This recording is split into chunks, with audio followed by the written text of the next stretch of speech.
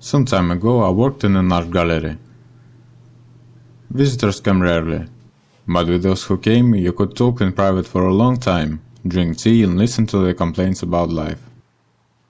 One day a strange boy came. He was strange because he was young, and because he was a boy. Young came rarely, and males even less often. Usually old ladies who only watched and did not buy anything. They said that the paintings are too expensive for them, but only because they didn't know how much work and diligence goes into their creation. So, Grigory, though I didn't know that he was Grigory. He came in and asked if he needed to pay for the entrance to the gallery. We did not charge entrance fees, even during the exhibitions. Such was the policy of the gallery. He was polite, asked about artists, and looked at paintings. He was interested in where in our city there are museums, because he himself is not local. Of course I described everything in detail to him. Saying goodbye, he asked for permission to come tomorrow, and this was suspicious. He really came the next day.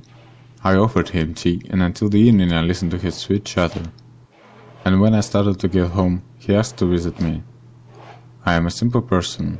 If someone comes into my hands, then I will gladly accept them. On the way we went to the grocery store.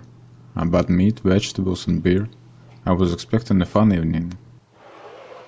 After a full dinner he finally described his situation.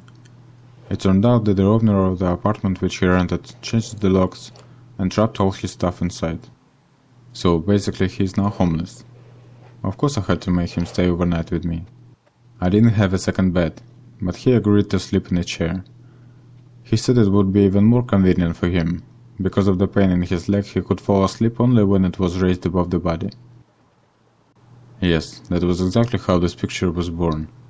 Early in the morning, getting ready for work, I couldn't resist and quickly sketched the boy sleeping in a fetal position, and later transferred it to the canvas. I never found out if the story of the Grigory was true.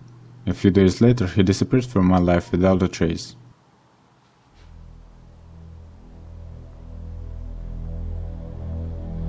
Oh no, of course for me it would be too boring. How about a gargoyle sitting over our sleeping fellow? Maybe that's I'm watching him. Maybe he has nightmares because of the pain in his leg. In any case, I felt that it was needed.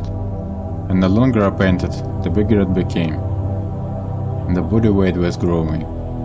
Appeared an ugly head, claws, and second pair of arms and wings. I realized that I could do nothing else but to continue to disfigure this creature.